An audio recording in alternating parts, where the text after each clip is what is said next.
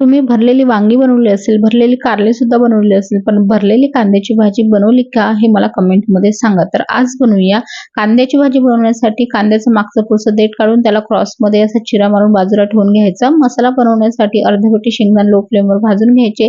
त्यात नंतर फुटाण्याची डाळ 1 टेबलस्पून आणि 1 टेबलस्पून तीळ घालून परत 1-2 मिनिटं भाजून घ्यायचं. थंड करून मिक्सरच्या जारमध्ये लसण आल्यासोबत थोडी चिंच, गूळ आणि हळद, मिरची पावडर, धने पावडर, जिरं पावडर, गरम मसाला, बारीक चिरलेला कोथिंबीर, कढीपत्ता घालायचा. पाणी न घालता याचं वाटण तयार करून घ्यायचं. चवीनुसार मीठ सुद्धा मसाल्यामध्येच घालायचं. हा मसाला एका प्लेटमध्ये घालून त्याच्यावर बारीक चिरलेला कोथिंबीर आणि थोडं तेल घालून मिक्स करून घ्यायचं. तयार मसाला कांद्यामध्ये व्यवस्थित भरून घ्यायचा. जसं आपण वांग्यामध्ये मसाला भरतो तशा प्रकारे कांद्यामध्ये भरून घ्यायचा. उरलेला मसाला भाजीसाठी वापरणार आहोत. आता कढईमध्ये 2 मोठे चमचे तेल घ्यायचं. त्यामध्ये जिरं, मोहरी छान तडतडली की हे कांदे ठेवून घ्यायचे.